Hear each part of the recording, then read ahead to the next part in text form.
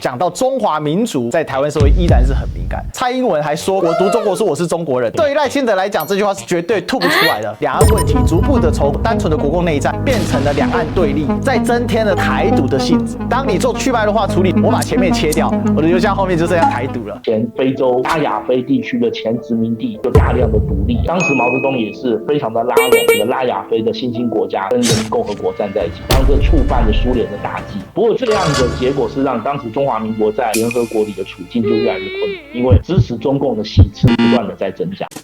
Ladies and gentlemen, welcome the host. 马习二会之后呢，这个台湾呢引起相当大的一个讨论，也就是到底两岸是什么关系？马习见面的基础是什么？两岸呢，不要说是所谓政治上的中国人哦，讲到中华民族在台湾社会依然是很敏感。可是大家非常意外的是，习近平用了很高的规格来接待马英九，到底背后这个政治的逻辑是什么？为什么两岸会从过去的国共内战转换成今天的统独之争？这一次我们要来好好爬梳一下，为了要去脉络化、模糊化中华民国的法统合理性。以至于说，那再加上因为中华民国失去了中国大陆，那中华人民共和国成立之后，它也要加强它自身的法统合理性。因为1971年的2758的决议文的时候，用的是恢复中华人民共和国的代表权嘛，那驱除蒋介石及其非法代表嘛。为什么用这样？因为意思就是要追了1949到1971，明明已经丢掉了中国大陆的中华民国政府，凭什么还占据着联合国的席次？但是这种法理的追认，并没有办法去驳倒原本的一个历史事实的产生，这也是一个很重要。那所以这也是过去为什么两岸在谈历史，包括台湾内部这个蓝绿在谈历史的时候，没有一家可以把整个历史的完整性脉络给叙述得很清楚。国民党在掩盖事实嘛，共产党在改造事实嘛，改成这对自己有利嘛，民进党在扭曲事实嘛。可是目标都是一样嘛，就是在这个政治论述当中取得自己对自己有利的一个地位嘛。所以我们这个节目呢也是有播放限制性的，大家要了解哈，且看且珍惜。好，那这是关于我们这个讨论到法统的问题啊。那另外我们继续来讨论的另外一个问题，就是从国共内战逐渐转变成两岸对峙哦。我认为是跟在军事行动上的停滞有很大的关系，学长。我刚刚前面也稍微提了一下啦，但基本上1949年到1958年这是差不多10年的时间，就是所谓的两岸的军事对抗的时期。这个时候，这个战役大小战役非常多啦。当时国军的作战范围还是深入到大陆内部的比如说1951年、52年的时候，国军曾经几次轰炸上海地区将整个上海地区的发电厂全部都炸坏让上海最高的时候曾经停电了将近6个月所以这个时候两岸之间的军事对抗还是非常非常尖锐的。但是到了1958年这个83炮战之后就开始有了一个很大的一个转变，差不多就是这个时候发生了历史上所谓的印尼的万隆会议就中苏之间的关系就开始变得非常的微妙，甚至于逐渐走向反目这是第一个方面第二个方面，就中国大陆所谓的从1959年之后开始进入所谓的3年困难时期，就是所谓的大跃进失败嘛。大跃进失败让中国大陆经济上面可以说是受到了非常大的一个重创第三个就是这个时候因为这个军事上面，当零星的军事冲突还是不断进行，但大规模战役停止之后，双方的注意力跟焦点就是我刚刚说的转移到什么？转移到外交战场上的争夺其实外交战场上的争夺，我刚刚学弟讲到，其实这蛮重要的，就是一个所谓的中国代表权或者说中国认同的这样一个争夺尤其是对联合国代表权的这样一个争夺。但是有一个状况就逐渐对在台湾中华民国不利了，就是后来在1950、60年代之后，第三世界国家前非洲阿亚非地区的前殖民地就大量的独立这些殖民地都带有反帝国主义的这样的一个概念在里面当时毛泽东也是非常的拉拢这个或者说非常的号召这些所谓的这个拉亚非的新兴国家跟人民共和国站在一起，当这触犯了苏联的大忌。当时大陆叫赫鲁晓夫是非常不爽这一点，所以赫鲁晓夫当时也在反斯大林路线推动所谓的修正主义这些都跟毛泽东主政下的人民共和国可以说是针锋相对。不过这样的结果是让当时中华民国在联合国里的处境就越来越困难，因为支持中共的席次不断的在增加啊。那最后压倒这个中华民国在国际外交战场上最后一根稻草是美国政策的转变。1969年之后，美国因为在越战旷日持久啊，无法取得胜利，所以当时的这个 Nixon 跟这个 Kissinger 就开始转变了他在整个东亚地区的一个基本的一个国际架构的这样一个战略啊，开始转为历史上形容叫联中制苏。这个对美国来讲是一次重大的胜利啊，但是对在70年代的当时在台湾的中华民国来说，就是一个重大的打击哈。一直到我们知道1971年的中华民国就退出了联合国啊，连中国代表权就由北京的人民共和国取代。然后1972年的时候，这个日本就跟中华民国断交，所谓中日关系就正常化嘛。然后1979年的时候，中美断交，就是当时中华民国跟美国断交，中美关系也正常化。所以基本上这个外交的争夺，大概从1958年到1979年，到这个北京跟华盛顿的关系正常化之后，就代表在这个阶段，这个人民共和国也取得了全面的胜利。我们可以这样说。那最后我想要用这一张现在的中学学生的历史笔记，我觉得非常有意思啊。马英九的马习会之所以会引起台湾的内部这么激烈的争论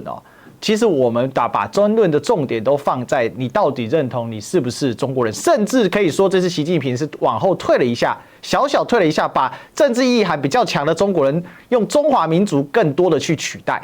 这也是这次马习二会两位先生在见面的时候他们所谈论到的内容的细节啊。那你可以从这张笔记可以看得出来，这个老师很用心啊，他把这里的纪元是民国60年啊，就是1971年画了一个圈，然后上面延伸写中国打了一个问号。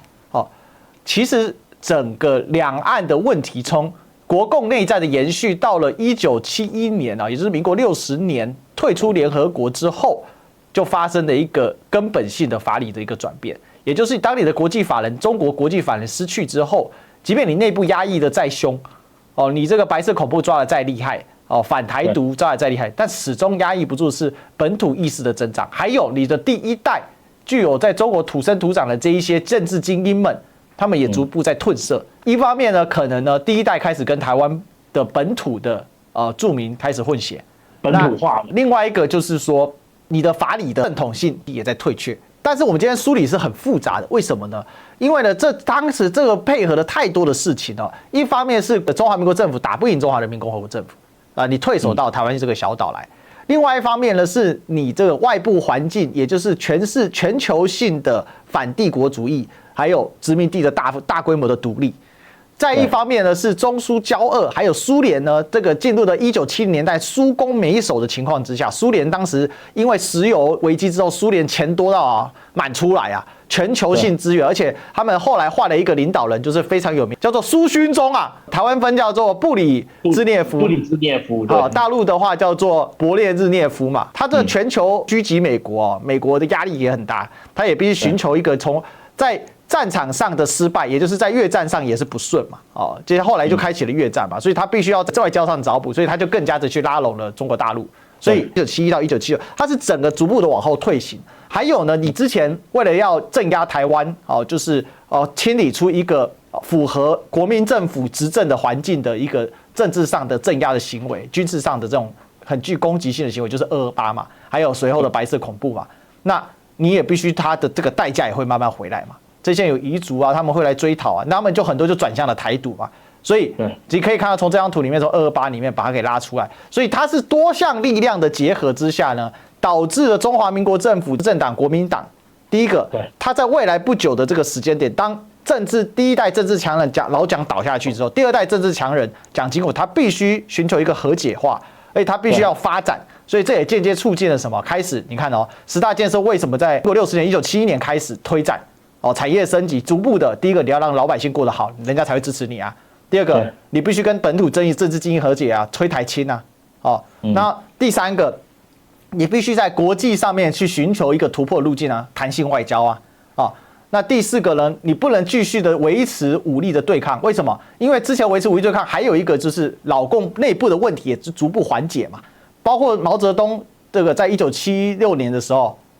就过世了嘛，所以整个这个所谓文革时期的混乱的状况，中苏混乱的状况也逐步得到缓解。所以这些都是它是一个接着一层一层接着，而且你看毛泽东跟周恩来过世没差多久啊，就第一代下去了，然后呢第1.5代的邓小平起来了。他开始采取新的策略，所以两岸就在这个当中呢，就是军事的往后退，政治的往前进。可是呢，在里面所包含的悄然的是什么？性质的逐步转换，从国共内战的性质，再开始增添了两岸的性质，再增添了什么？台独的性质。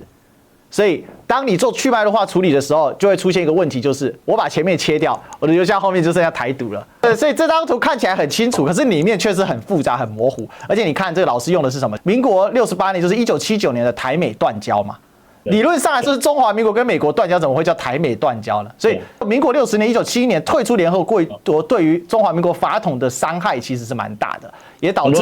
很多课本叫台美共同防御条约，其实没有这个条约。他得往前追认嘛，哈，对，这会变得很复杂、很 confuse， 就是这样啊。所以我说用这张图做结尾啊，可以解释很多。当然后面啊，随着小蒋总统的上台啊，还有后续的李登辉啊，这几个总统的后面如何的去推进两岸问题，逐步的从单纯的国共内战变成了两岸对立，好，变成了两岸交流，但是呢，在政治意识形态上的分立，甚至在族群认同上的分立，甚至到今天赖清德当选的这个状况，哦，彻底的改变了，哦，就是这个总统的认知里面很不大一样。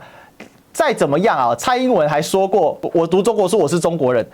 对于赖清德来讲，这句话是绝对吐不出来的，更别说副总统萧美琴是完全是在国外长大的一个混血的台美混血儿这样的情况。所以台湾社会的这个质变，其实有它的一个巨大的脉络在，但是以前碍于任何政治意识形态，两岸的那种很难讲得清楚。那所以我们这次也是就王立文老师在做这个啊，我们打算花2集的时间把这2个前后的论述给整理一下，也是分享给大家这样的一个变化了啊。